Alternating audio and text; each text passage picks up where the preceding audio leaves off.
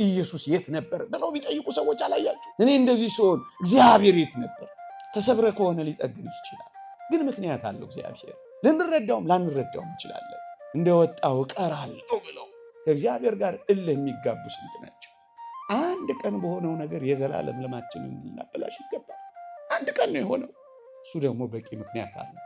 እግዚአብሔር ከአንዱ በር ይልቅ ብዙ ሺህ በሮች የሚከፍት የሚዘጋ አምላክ። እድሜ ገፍቷል፣ ዘመኔም አብቅቷል። ከዚህ በኋላ እንዴት ሰው ሆናለሁ? አሁን እኔ ተስፋ አለኝ። አሁን ከእንግዲህ እኔ ተነስቼ ጠቃሚ ሆናለሁ። ጃጅተን ሸምግለን ጎብጠን እግዚአብሔር ሊሰራብን የሚችል አምላክ ማን ይከለክለዋል? እግዚአብሔር። በእግዚአብሔር ዘንድ ለሚኖር ሰው የባከነ ጊዜና የባከነ ሰዓት የለው። እስከ ዛሬ አልጠቀምንም ማለት ግን ነገ አንጠቅምም ማለት ነው። የተቀበርክ ለምን አትሆንም? እግዚአብሔር ማውጣት ይችልበታል። እግዚአብሔርን ተስፋ አድርጋ የምትኖር መጻተኛ ነፍስ አንድ ቀን መጥቀሟ ግን አይቀር። ስቀን እንጂ አልቀሰን ባንኖር እሰየው ጥሩ ነው። ግን የክርስቲያኖች የብዙ ነገር ተስፋችን ይህ አይደለም።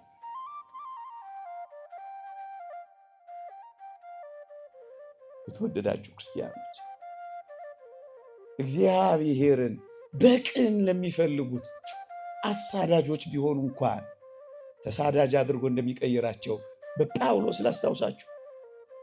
እግዚአብሔር የጳውሎስን አሳዳጅነት አልነበረም የሚያየው፣ የጳውሎስን ለእግዚአብሔር የቀና ልብ ነበር የሚያየው እግዚአብሔር። አሁን ጳውሎስ ተመልሶ ቤተክርስቲያንን ይጠቅማል ብላችሁ ታስባላችሁ?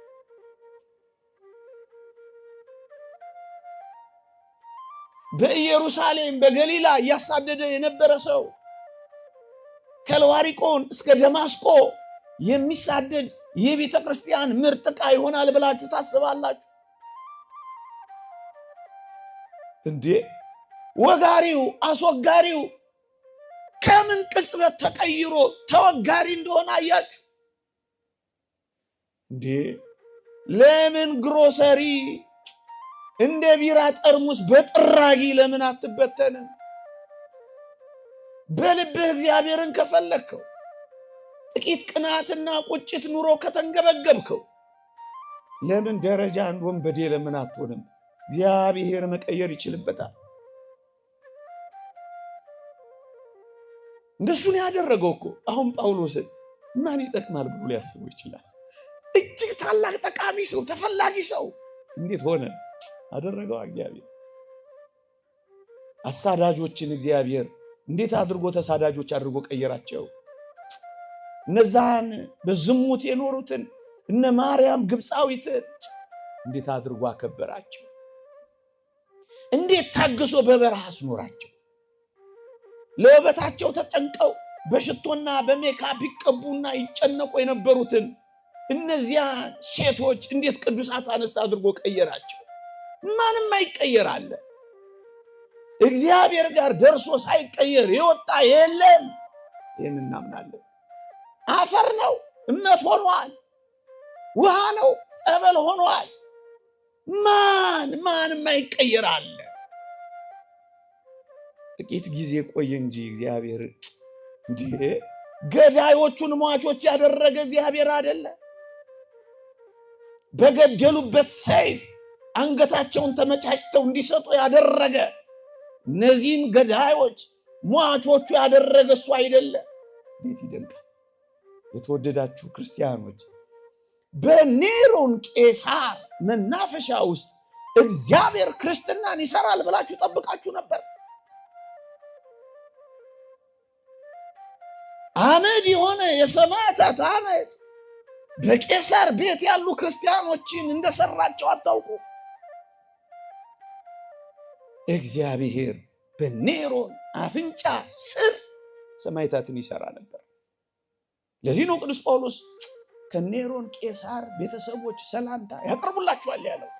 ክርስትና በሚቃጠልበት ቤት ውስጥ እግዚአብሔር ክርስትናን ያቀጣጥል ነበር። የማይጠቅመውን ቦታ የሚጠቅም አድርጎ ይቀይረዋል እግዚአብሔር።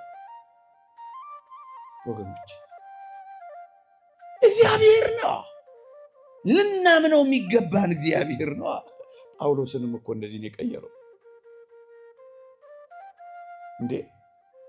እንዴት ይደንቃል እግዚአብሔር! በሚወገረው ሰው ጸሎት ወጋሪውን ይቀይራል እግዚአብሔር። አዎ ይቀይራል። እንደማ እንደ ጳውሎስ አንድ ሊቅ ሲናገር ጳውሎስን ያጠመደች የተወጋሪው የእስጢፋኖስ ጸሎት ነች ይላል። ወገኖቼ የአንዳንዶች ጸሎት አንዳንዶችን ሊያጠምድ እንደሚችል አታውቁ። ለዚህ እኮ ነው በረድኤት ቤተክርስቲያን እንድንሰበሰብ ቤተክርስቲያን የምትመክረው። አዎ አንድ ባሽ ነበሩ ተወጋሪና ወጋሪ። የአንድ ጉባኤ ቤት ተማሪዎች ነበሩ ጳውሎስና እስጢፋኖስ። እንደውም አንድ ሊቅ ምን ይላል? ጳውሎስ የወጋሪዎችን ልብስ ያዘ ይልና ቅዱስ እስጢፋኖስ ግን በረከቱ ይደርብንና የጳውሎስን ነፍስ ያዛት ይላል። ወገኖቼ ጳውሎስን እንዴት አድርጎ ጠቃሚ አድርጎ ለመቀየር የእስጢፋኖስን ጸሎት እግዚአብሔር ይጠቀም ነበር። የአንድ ሰው ጸሎት እዚህ ውስጥ ይቀይር ይሆናል። የአንድ ሰው እንባ ይመልስ ይሆናል። የአንድ ሰው ጽናት ያተጋ ይሆናል። እግዚአብሔር የማይጠቀመው ምን አለ? እግዚአብሔር ከመራራ ውስጥ የጣፈጠ አውጥቶ የለ። እንደ ጳውሎስ መራራ ነበረ፣ ቤተ ክርስቲያንን ግን አጣፈጣት፣ በትምህርቱ አጣፈጣት። እግዚአብሔር ልጆቹ የነበሩትን አይሁድን የመለሰው በጳውሎስ በኩል። ማቴዎስ ወይም ሉቃስ ወይም ጴጥሮስ ቢሰብኳቸው ምን ያውቃሉ? እነዚህ መናኛዎች ናቸው፣ መች ተማሩ ይሏቸው ነበር። እግዚአብሔር ግን በተማረው ሰው፣ በሚመኩበት ሰው በጳውሎስ እነዚህን ሁሉ ሕዝብ ጠቃሚ ሊያደርግ የማይጠቅመውን ሰው ጠቃሚ አድርጎ ቀየረው። እንደ ሰናፍጭ በሉት። የሰናፍጭ ቅንጣት ምን ትጠቅማለች ብላችሁ ታስባላችሁ? ለአይን እንኳን ማትታይ ዚጊሏ ማትባል እውቅና ማይሰጣት ሪኮግኒሽን የተነፈጋት ምንኛ ምስኪን ናት እቺ ሰናፍጭ። ወገኖቼ አፈር ውስጥ ስትገባ ግን እግዚአብሔር ጠቃሚ አድርጎ ሰራባት። ምን አደረጋት? ብዙዎችን የምታስጠልል ትልቅ ዛፍ አደረጋታ። ታናሽነትህን ለምን ትንቀዋለህ? ዛሬ እውቅና ስለሌለ ለምን ታዝናለህ? ዛሬ ብቸኛ ስለሆንኩ እዚህ ግባ ማለት ታይ ነኝ። እግዚአብሔር ሲያይህ እኮ ሁሉም ያይሃል። እግዚአብሔር ሲያድርብህ እኮ ዓለም ይከተልሃል። እግዚአብሔር ከአንተ ጋር ሲሆን እኮ ዓለም ይዘምርልሃል። እንደ ዳዊት እልፍ ገዳይ እያለ ያጨበጭብልሃል። ከእግዚአብሔር ጋር ርቀን ችግሩ። ያችን ሰናፍጭ ተመልከቷል። ትልቅ ዛፍ ሆነች፣ ብዙዎችን አስጠለለች። ጳውሎስም እንደዚህ ነው ይላሉ ሊቃውንት። ዲዮናስዮስን የሚያክል ቅዱስ አስጠለለ። በአቴና የቅዱስ ጳውሎስ አሁን ጠቃሚነት እንዴት ተገለጠ! ዲዮናስዮስን የሚያክል አባት ቤተክርስቲያን። ሰናፍጭ የነበረው ጳውሎስ እንዴት ጠቃሚ ሆኖ ዲዮናስዮስን እንኳን እንዳስጠለለው ተመልከቱ። ብዙዎችን የምታስጠልል መሆንን ምን ታውቃለህ? ዛሬ አልጠቅምም የምትለው ለብዙዎች ማረፊያ ልትሆን ትችላለህ። የብዙዎች ተስፋ ልትሆን ትችላለሽ። የብዙዎች መጽናኛ። ዛሬ ለምን ማንም እንደማያይ ታናሽ ነገር እየቆጠርክ ብቻ እንደማትጠቅም ቆጥረህ ጭርሱኑ ነገህንም ታበላሻለህ። ሰናፍጭ እንደዚህ ናት። ጳውሎስም እንደዚህ ነበር የሆነው ወገኖች፣ እንደዚህ ነበር የሆነው። ነገራችንን ትንሽ ሰፋ እናድርገው። የተወደዳችሁ ክርስቲያኖች፣ አሁን እውነት እንነጋገር ከተባለ የተወደደ የጌታችን የመድኃኒታችን የኢየሱስ ክርስቶስ መስቀል ለ300 ዘመናት ጥራጊ፣ ጉድፍ፣ የኢየሩሳሌም ቆሻሻ ሁሉ መድፊያ ሆኖ አልነበረ? እንኳን በሰው ልብ ውስጥ ከሰው ዓይንስ ርቆ አልነበር እንዴ? ማን ሊያስበው ይችል ነበር? እንኳን መስቀሉ ክርስቲያኖች ራሳቸው ማረፊያ አጥተው እንኳን መስቀሉን ሊያወጡ ራሳቸውን የሚያስጠጉበት ፍርክታና ዋሻ አጥተው በተንከራተቱበት በዚያ ዘመን ይሄ መስቀል ወጥቶ ዓለምን ያስደንቃል ብላችሁ ታስባችሁ ታውቃላችሁ እንዴ? እንደዚህ እኮ ነው 300 ዘመን። ለምን ዘመንና ዘመናት አይሆንም? ለምን እንደ መስቀሉ አትቀበርም? እግዚአብሔር አንድ ነገር ማድረግ ይችላል። ሳትፈርስ፣ ሳትበሰብስ፣ ሳትሰበር እግዚአብሔር ሊያወጣ ይችላል። እነሱን ያደረገው መች በሰበሰ፣ መች ፈረሰ? መች ተፈረካከሰ? 300 ዘመን። አዎ ይችላል እግዚአብሔር። አፈር አይበላው፣ ምስጥ አያኝከውም። እግዚአብሔር ተናግሯል። እግዚአብሔር ብሏል። ማን ሊበላን ይችላል? ማን ሊያሸንፈን ይችላል? ማን ቅስማችንን ሊሰብረው ይችላል? ማን አቅመ ቢስ ሊያደርገን ይችላል? ማን ይችላል? ማንም። እግዚአብሔር ያሳያችሁ። ምን ዘመን ቢሄድ ምን ጊዜ ቢንወግድ የዓለሙ ሁሉ ቆሻሻ መጣ ለምን አትሆንም? እግዚአብሔር አንጸባራቂ አድርጎ የሚቀይርበት ጊዜ አለው። አሁን እንደዚህ ስለሆንክ አልጠቅምም ብለህ እንዳታስብ። ብዙዎች እንደዚህ ነው የሆኑት። አሁን በሚሆኑት ነገር እንደማይጠቅሙ በመቁጠር ራሳቸውን ደስ ወደማያሰኝ ህይወት፣ ማብቂያ ወደሌለው ህይወት፣ የጠፋ ማይገኝ የሚመስላቸው፣ የወደቀ ማይነሳ የሚመስላቸው፣ የተቅበዘበዘ ማይታቀፍ የሚመስላቸው፣ የተሰበረ ማይጠገን የሚመስላቸው፣ የተሰናከለ ማይታረም የሚመስላቸው፣ አንዴ ከጀመረ ይጨርሰኝ ብለው በእውነት ደስ ወደማያሰኝ ህይወት የሚገቡ ስንቶች ናቸው። የእግዚአብሔር ቃል እንዲህ ይላል፣ የሳቱ አይመለሱምን? የወደቁስ አይነሱምን? ይላል እግዚአብሔር። እግዚአብሔር እንደዚህ እንደሚያደርግ አናውቅም። ማንም እንሁን ማን፣ እግዚአብሔር ማስተካከል፣ እግዚአብሔር አዲስ ማድረግ፣ እግዚአብሔር መወልወል፣ እግዚአብሔር መሰንገል ይችልበታል። እግዚአብሔር ሁሉን አዲስ አደርጋለሁ እንዳለ አዲስ ሊያደርገን የሚችል ቻይ አምላክ ነው። ጠቃሚ አድርጎ ያስቀምጣል። ማን ይጠቅማል ብሎ ሊያስቦ ይችላል? ይህን መስቀል የቆሻሻ መድፊያ፣ የጥራጊ ማከማቻ፣ የተረሳውን እግዚአብሔር ማስታወስ ይችላል። ይኸው የተጣለውን ማንሳት ይችላል። ይኸው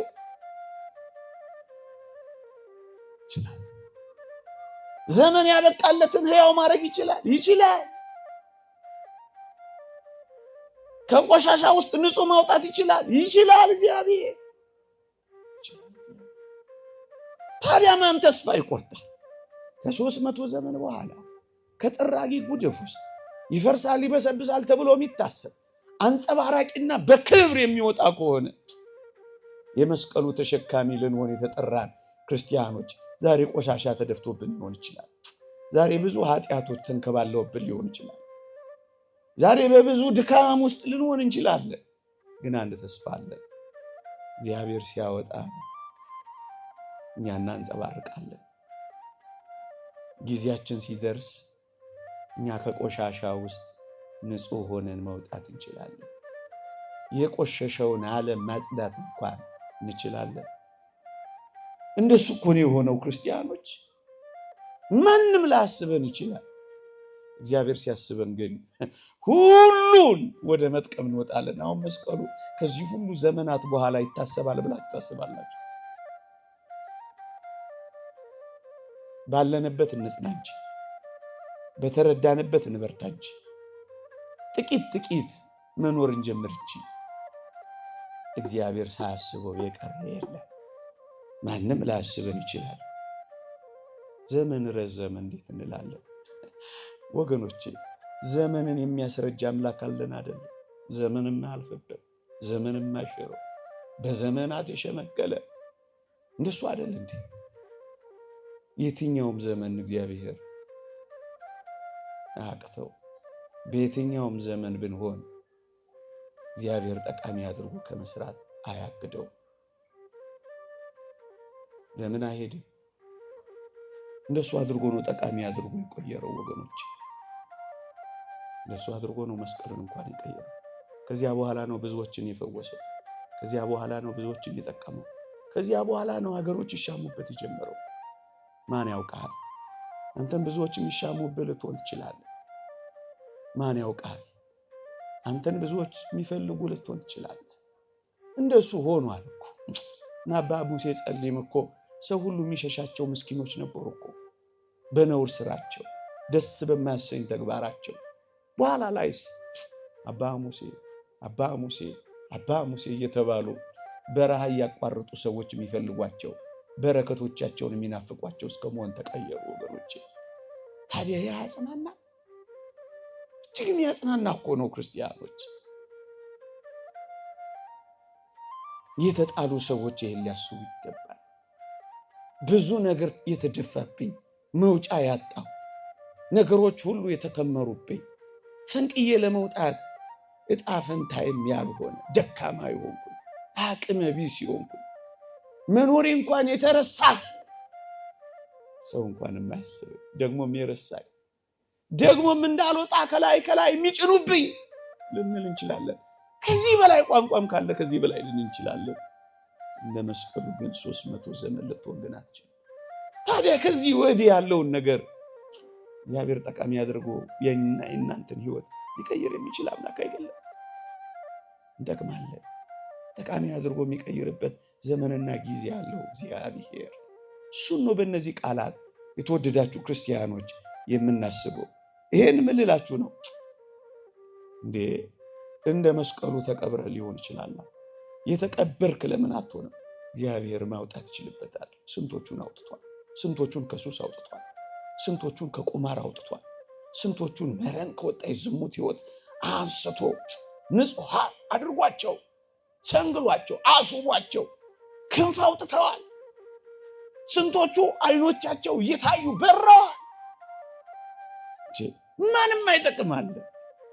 እሱን ነው በቤተ ክርስቲያን ሕይወት እኮ ያየነው ወገኖቼ። እሱን ያየነው እሱን ነው እኮ ያየነው። እሱን ያየነው የትኛውንም አኗኗር መቀበርንም፣ መሰደድንም፣ መንከራተትንም እግዚአብሔር ለጥቅም አድርጎ ይቀይረዋል። ወገኖቼ አሁን የዳዊትን መሰደድ፣ የዳዊትን ከወዲህ ወዲያ መንከራተት ማን ለጥቅም ብሎ አስቦት ያውቃል? ወገኖቼ ብዛት የመዝሙረኛውን የዳዊትን መዝሙራት ስታነቡ አብዛኛዎቹ የዳዊት መዝሙራት የተደረሱት ወይም የተዘመሩት ወይም የተጸለዩት በተሰደደ ጊዜ ነው። ልጁ አቤሴሎም ባሳደደው ጊዜ፣ ሳውል ባሳደደው ጊዜ፣ በይሁዳ ምድረ በዳ የዳዊት መዝሙር፣ በኤዶምያስ ምድረ በዳ የዳዊት መዝሙር ሲል ታገኙታላችሁ። መንከራተቱን፣ መሰደዱን ለጥቅም አድርጎ እግዚአብሔር እንዴት እንደቀየረው ተመልከቱ። አንድ ነገር እንዳትረሱ።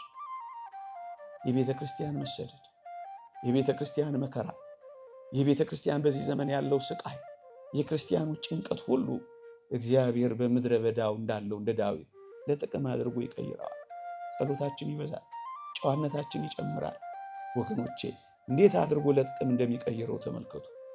አባቶቻችን እንደሚናገሩት ምድረ በዳውን ቅድስተ ቅዱሳን አድርጎ ዳዊት ያገለግልበት ነበር፣ ይዘምርበት ነበር ይላል። ለምን ምድረ በዳ አይሆንም? እግዚአብሔር ምድረ በዳውን መቅደስ ሊያደርግልን አይችልም? እንደሱ ነው እግዚአብሔር የሚያደርገው። ብቻ እግዚአብሔር ጋር ነው፣ ብቻ ከእግዚአብሔር ጋር እንኑር፣ ብቻ እግዚአብሔርን ከልብ እንፈልገው፣ ብቻ የእግዚአብሔር ሰዎች እንሆን። እግዚአብሔር በምድረ በዳ ውስጥ የምስጋና ምንጭ አለ። እግዚአብሔር በምድረ በዳ ውስጥ በመንከራተት ውስጥ እግዚአብሔር መጠጊያ ይሆናል። ማንም በሌለበት ውስጥ እግዚአብሔርን በደስታ ማመስገኛ ይሆናል። ምድረ በዳ በሆኑ ሕይወቶች ውስጥ በመንከራተቶች ሕይወቶች ውስጥ ምንኛ ምስጋና ይፈልቅ ይሆን? ምንኛ እግዚአብሔርን መገዛት እግዚአብሔርን ማምለክ ይበዛ ይሆን? ብዙ ረሃቦች፣ ብዙ ምስጋናዎች ያፈልቁ ይሆን? ከሁሉ በላይ ግን በደስታ ጊዜ ካወቅነው እግዚአብሔር በላይ በመከራችን ጊዜ የምናውቀው እግዚአብሔር አይበልጥም? በጭንቀቶቻችን ጊዜ የቀመስነው እግዚአብሔር አይበልጥም? አንዳንዴ እንደዚህ ወጣ አድርጎ ወደ ምድረ በዳ፣ ወደ ችግር፣ ወደ ጭንቀት፣ ወደ ሐዘን፣ ወደ ስቃይ እግዚአብሔርን የበለጠ እንድንቀምሰው እጆቹን፣ ታምራቱን፣ ኃይሉን፣ አምላክነቱን፣ አባትነቱን የበለጠ እንድናውቅ እንደዚህ አንዳንዴ ወጣ ያደርገናል። መልመጃ፣ መተዋወቂያ ያደርገናል። ረድኤቱን ማያ ያደርገዋል እኮ እግዚአብሔር። እግዚአብሔር ምድረ በዳውን፣ እግዚአብሔር ስደቱንም፣ እግዚአብሔር መንከራተቱንም፣ እግዚአብሔር መራቡንም፣ እግዚአብሔር መጠማቱንም እግዚአብሔር ለጥቅም አድርጎ የሚቀይረው እኮ አምላክ። ለዚህ ነው አውግስጢኖስ የተባለው ሊቅ መናፍቃንን ስለ ጥያቄዎቻቸው ስላጎረፉልን ነገር ሁሉ እናመሰግናቸዋለን፣ እግዚአብሔርን የበለጠ እንድናውቅ ጠቅመውናልና ይላል። ወገኖቼ አንዳንዴ እንደ ሐዘን ብቻ እንየው። እንዲህ አይነት ዘመናት ማን ያውቃል? እግዚአብሔርን የበለጠ እናውቅበት ዘንድ የበለጠ እንበረታ ዘንድ እግዚአብሔር ያደርገው ይሆን እንዴ? ማህበረ እስጢፋኖስ እኮ ሲበተን ቤተክርስቲያን እኮ ሰፍታለች። ለዚህ ነው ስቀሉን፣ አቃጥሉን፣ ግደሉን እናንተን ባደረጋችሁ ልክ የኛ ቁጥር ይጨምራል ያለው እንደሱ አይደለም? ምዕመናን እግዚአብሔር ያንዳንዱን ሕይወት እስከታመንነው ድረስ እሱን እስከፈለግነው ድረስ ከእሱ ጋር ለመጓዝ ራሳችን እስካዘጋጀን ድረስ ነኑኝ እግዚአብሔር ጠቃሚ አድርጎ ይቀይረዋል። መስቀሉንም የነ ዳዊትንም መንከራተት እግዚአብሔር እንደዚህ አድርጎ ቀይሮታል። ታዲያ ማን ነው በእውነት የእግዚአብሔር ልጅ ሆኖ በእውነት ክርስቲያን ሆኖ በየትኛውም አይነት አኗኗር እንኖር ልጠቅም እችላለሁ ብለን ግን ማመን እንጠቅማለን ብለን ግን ማመንና ማሰብ አለብን ወገኖች። እውነትን እንነጋገር ከተባለ እንደ እሌኒ ቅድስት እሌኒ የማይጠቅም የሚመስል ሰው ነበረ። ምን ትጠቅም ነበር? አሁን ለባሏ ታምና ስታበቃ በባሏ ግን ያልታመነች፣ ቃል ኪዳኗን አክብራ ስታበቃ ቃል ኪዳንሽን አላከበርሽም ተብላ ስራሽ ያውጣሽ ተብላ ባህር ላይ የተወረወረች፣ አትጠቅሚም ተብላ የተጣለች እንደ ቅድስት እሌኒ አይነት ይጠቅማል ብላችሁ ታስባላችሁ? በእውነት ብዙዎች እንደዚህ ተወርውረው ሊሆን እንደሚችል አስባለሁ። ከምናስበውም በላይ ሊሆን እንደሚችል አስባለሁ። ቤተሰብ የጠላቸው፣ ሰው ያሸሻቸው፣ አይጠቅሙም ብሎ የወረወራቸው፣ አይገባትም፣ ማትረባናት፣ ምንድናት ብሎ የጣላቸው ብዙዎች ሊኖሩ ይችላሉ። ታዲያ የቅድስት እሌኒ ታሪክ መስማት ምንኛ ያጽናናል። እውነት አትጠቅሚም ተብላ የተገፈተረች፣ ያው በምትወደው ባሏ፣ ያው ቃል ኪዳን በጠበቀችለት ባሏ፣ ያውም ስለሱ ስትል ሁሉን ነገር የተወችለት ባሏ ነው የተዋል።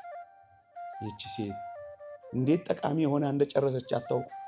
ብዙዎች ዓለም ሲክዳቸው ራሳቸውን ይክዳሉ። ዓለም ሲጥላቸው ራሳቸውን ይጥላሉ። ዓለም የሚሉት ቤተሰብ ሲተዋቸው ራሳቸውን ይተዋሉ። ስንቶች በሱስ አበዱ። ሚስት ስትከዳቸው እግዚአብሔርን የካዱ ስንቶች ናቸው።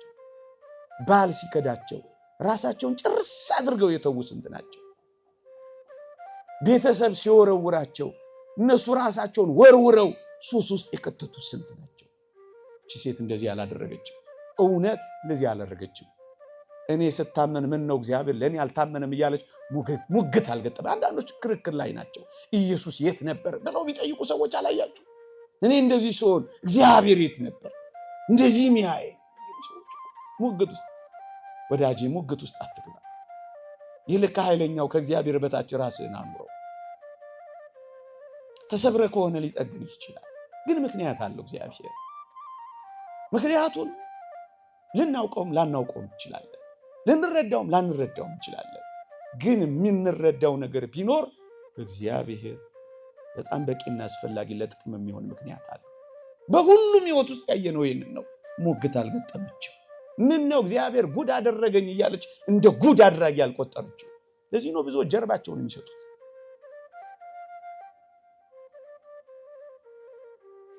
አናውቀው የእግዚአብሔርን አሰራር ያውቁ። እቺ ሴት ታግሳን የጠበቀች እግዚአብሔርን አልተወችው። ሁሉም ሊተወን ቢችልም እግዚአብሔር ግን መተው የለብንም። እሱ የሕይወታችን ሁሉ ምንጭ፣ እሱ የተስፋችን ሁሉ መሰረት ነው። እሱ ወደ ሰማይ የመወጣጫችን መንገድን መሰላላችን ተስፋችን ናት። እግዚአብሔር ለጥቅም ያደርገዋል ብለን ማመን ነው። እቺ ሴት ባጣችው ነገር እየተቆጨች የነገውን ህልሟን ስታበላሽ እናያት። ብዙዎች የሆነ ነገር በሆነ እድሜያችን ላይ ይሆናል። ከዛ በኋላ ያለን እድሜያችንን ሁሉ በዛ በሆነብን ነገር መሰረትነት ላይ ስናበላሸው እንኖራለን። እንደጀመረ ይጨርሰኝ፣ እንደገባሁ አልወጣ፣ እንደጠፋሁ አልገኝም፣ እንደወጣሁ እቀራለሁ ብለው ከእግዚአብሔር ጋር እልህ የሚጋቡ ስንት ናቸው። እንደ ምስኪን ሕፃናት የሚሆኑ እልህ ተጋብተው እሳት እንደሚጨብጡት ስለት እንደሚይዙት እልከኛ ልብ እንዳላቸው ልጆች የሚሆኑት ምንድን ነው? ከእግዚአብሔር ጋር እልህ መጋባት ተገቢ ነው። እንደዚህ ያላረገችም እቺ ሴት እየተቆጨች ህልሟን አላበላሸች። አንድ ቀን በሆነው ነገር የዘላለም ህልማችንን ልናበላሽ ይገባል? አንድ ቀን ነው የሆነው። እሱ ደግሞ በቂ ምክንያት አለ። ግን ደግሞ በጣም ብዙ ቀኖች ከፊታችን አሉ። አንድ በርን የተዘጋው እግዚአብሔር ከአንዱ በር ይልቅ ብዙ ሺህ በሮች የሚከፍት የሚዘጋ አምላክ። በቃ ምን ከተለው እኮ ለዚህ ህልሟን አላበላሸችም፣ ነገዋንም አላጨለመችም። ምን አደረገች? ስትገፋ መስቀሉን ወደ መመርኮስ ገሰገሰች። ወደ መስቀሉ እንጂ ገሰገሰችው፣ ወደ በቀል አልገሰገሰችም። ወገኖች አዲስ ጸባይ አላመጣችም። ወንድን ሁሉ ስትበቀል አናያትም። ዓለም አልተደበላለቀባት። ብዙዎች የማይጠቅሙ አድርገው ራሳቸውን የሚጥሉት አንድ ነገር መስመር ሲስትባቸው ዓለም ሁሉ የተደበላለቀባቸው ስለሚመስላቸው እግዚአብሔር ጋር ያለ ሰው አይደበላለቅበት። ነቢዩ ዳዊት እንደዘመረው ተራሮች ወደ ባህር ልብ ቢገቡ እንኳን ልቤ አይፈራ ብሎ ይዘምራል። ለምን አይናወጥ? ለምን አይደበላለቅ? እኔ ምድር ላይ አይደለም የቆምኩት፣ በእግዚአብሔር እጆች ውስጥ ነኝ ያለሁት። ራሱን እግዚአብሔር እጆች ውስጥ እንዳለ ሰው የሚያስብ እንዴት ይናወጻል? ለእግዚአብሔር እጆች ይናወጻል። እኔ በእግዚአብሔር መንግስት ውስጥ ነኝ የምኖረው፣ የእግዚአብሔር መንግስት ደግሞ አይናወጽም። የማይናወጽ መንግስት አለን ነው የሚለው። አልተደበላለቀባትም። በጣም የምታስደንቅ ሴት ናት። እግዚአብሔር በሌላ መንገድ ህይወት እንዳለው ጥቂት ለራሷ ተስፋ ሰጥታለች። ምን እንዳደረገች እንዳትረሱ። በ80 ዓመቷ ነው ያረፈችው። መስቀሉን ያገኘችው መቼ እንደሆነ ታውቃላችሁ? በ79 ዓመቷ ነው መስቀሉን ያገኘችው። የባከነ ሰዓት የለም እግዚአብሔር ጋር። እድሜ ገፍቷል፣ ዘመኔም አብቅቷል። ከዚህ በኋላ እንዴት ሰው ሆናለሁ? አሁን እኔ ተስፋ አለኝ። አሁን ከእንግዲህ እኔ ተነስቼ ጠቃሚ ሆናለሁ አላለችም። እስከ መጨረሻዋ ህቅታ ስራዋን ቀጠለች። የተገፋችው ሴት የብዙዎችን መመርኮዣ የሆነውን መስቀል አገኘች። ለብዙዎች ተስፋ ሆነች። አትጠቅሚም፣ ስራሽ ያውጣሽ የተባለችው ሴት እውነትም ስራዋ አወጣት። ግድ የለም እኛ እንታመን እንጂ እግዚአብሔር መቼ ጠቃሚ እንደምንሆን የሚያውቀው እግዚአብሔር። ወይ በማህፀን እንደ መጥምቀ መለኮት ቅዱስ ዮሐንስ፣ ወይ ደግሞ በአረጋዊነት በእርጅና እንደነ ኖህ በ6 ዓመቱ አይደል ጠቃሚ የሆነው ነው። አታስታውሱ? ያቺን ግዙፍ መርከብ እኮ የሰራው በ600 ዓመቱ ነው። እግዚአብሔር ልጠቀምብህ ካለ ጃጅተህም ሸምግለህም ጎብጠህም እግዚአብሔር ሊሰራብን የሚችል አምላክ ማን ይከለክለዋል? እግዚአብሔር ወይ በማህፀን ውስጥ ወይ በምድር ላይ ወይ በሰማይ እግዚአብሔር ጠቃሚ አድርጎ መቅረጽ ይችላል። እግዚአብሔር እንደዚህ ነው። እዋት የባከነ ሰዓቷን ፍሬ ያፈራባት። ወዳጆቼ በእግዚአብሔር ዘንድ ለሚኖር ሰው የባከነ ጊዜና የባከነ ሰዓት የለው። ረፈደብኝ የምትል ነፍስ አትኖር። የአርፋጆች ህይወት፣ የከርሞ መጪዎችን ህይወት እግዚአብሔር ጣፋጭ አድርጎ የሚያበቃ አምላክ እንደሆነ እዩት። አይዟችሁ እንዴ! እስከ ዛሬ ላንጠቅም እንችላለን። እንደዚህ ሴት ብቻ አይደለም፣ ባለቀና በባከነ ሰዓት እስከ ዛሬ ሳንጠቅም ቀርተን ሊሆን ይችላል። እስከ ዛሬ አልጠቀምንም ማለት ግን ነገ አንጠቅምም ማለት ነው እንዳይመስላችሁ። የእግዚአብሔር ቃል እንዲህ ይላል። ሐዋርያው ቅዱስ ጳውሎስ አናሲሞስ ስለሚባል ለፊሊሞና ሲጽፍለት፣ አናሲሞስ ስለሚባል አንድ ሰው ሲጽፍለት እስካሁን ስላልጠቀመ ከእንግዲህ በኋላ ግን ለእኔም ላንተም ስለሚጠቅም ይለዋል። እስካሁን አዎ አልጠቀምን ይሆናል። አዎ እስካሁን በበደልና በኃጢአት ኖረን ይሆናል። አዎ እስካሁን እግዚአብሔርን ደስ የሚያሰኝ ህይወት ላይ ኖረን ይችላል። አዎ እስካሁን እጅግም የበረታ መንፈሳዊ ህይወት ላይ ኖረን ይችላል። አዎ እስካሁን ሳንጠቅም ኖረን ሊሆን ይችላል። እስካሁን ሳንጠቅም ኖርን ማለት ግን ነገ አንጠቅምም ማለት አይደለም። እሱ ነው የሚያበረታው። ከእንግዲህ በኋላ ለእኔም ለአንተም ይጠቅማል ነው ያለው። ከእንግዲህ በኋላ ጠቃሚ ያደርገናል እግዚአብሔር። ደክመናል፣ ከእንግዲህ ያበረታናል። ዝለናል፣ ከእንግዲህ ያተጋናል። ተኝተናል፣ ከእንግዲህ ያነቃናል። እስካሁን አልጠቀምንም። ምናልባት ከጥቂት ዓመታት በኋላ ደግሞ ጠቃሚ ያደርገን ሊቀይረን ይችላል። እንደ ቅዱስ ማርቆስ ሊቃውንት ሲያስረዱ ቅዱስ ማርቆስ እናቴን ናፈቀችኝ ብሎ ከሄደ ከ17 ዓመት በኋላ ነው ቅዱስ ጳውሎስ ማርቆስ ደግሞ ሰላምታ ያቀርብላችኋል ያለው። ከ17 ዓመት በኋላ መቼ እኛ እናውቅ፣ ግን አንድ ነገር እናምናለን። እግዚአብሔርን የተጠጋች ነፍስ፣ እግዚአብሔርን ተስፋ አድርጋ የምትኖር መጻተኛ ነፍስ አንድ ቀን መጥቀሟ ግን አይቀር፣ ትጠቅማለች። ወይ እድሜዋ ላይ ሊያልቅስ፣ ወይ ከ17 ዓመት በኋላ፣ ወይ ከ300 ዘመን በኋላ ትጠቅማለች። ነገር ልጠቅልለው ደስ በማያሰኙ ጭራሽ ጠቃሚ ይሆናሉ በማይባሉ ቦታዎች እግዚአብሔር ጠቃሚ አድርጎ ሊያስነሳል ይችላል። ዮሴፍ እስር ቤት ውስጥ ጠቃሚ ሊሆን ብላችሁ፣ እስር ቤት በራሱ ተስፋ የሚያስቆርጥ፣ እስር ቤት በራሱ ሰባሪ ነው። እስር በራሱ ተስፋ አስቆራጭ ነው። እንዲህ ያለው የእግዚአብሔር ሰው ግን እስር ቤት ውስጥ ሳይቀር ጣፋጭ ሰው ነው የሚሆነው። ክርስቲያን እንደዚህ ነው የሚሆነው። በየትኛውም ቦታ በየትኛውም ሁኔታ ክርስትናውን ሊያጠፋበት፣ ሃይማኖቱን ሊያደበዝዝበት ቢችል የለም። ሁሌ ደስተኛ ነው። ሁሌ አካባቢዎች፣ ሁኔታዎች አይቀይሩት። ያው ዮሴፍ እንደሱ ነው የሆነ። እስር ቤት ውስጥ ምርጡ ጠቃሚው ሰው ያለ ወንጀሉ የተከዳ ሰው ነበር። ያ በወንድሞቹ የተሸጠው ሰው ነበረ። ይሄ ሰው ከብዙ ዘመን በኋላ ይጠቅማል። አዎ ይጠቅማል።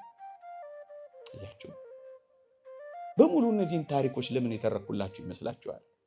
በየትኛውም ህይወት፣ በየትኛውም መኖር፣ በየትኛውም ዘመን፣ በየትኛውም ታናሽነት፣ በየትኛውም እውቅና የተነፈገው በማናቸውም ሁኔታ ውስጥ እንሆን አንድ ነገር ግን እናውቃለን።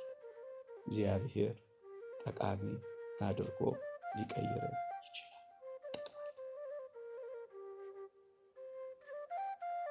አንድ መጨረሻ ምናልባት ይህን ሁሉ ስነግራችሁ ስለ ምድራዊ ህይወት ገዶኝ ብዙ ይገደናል።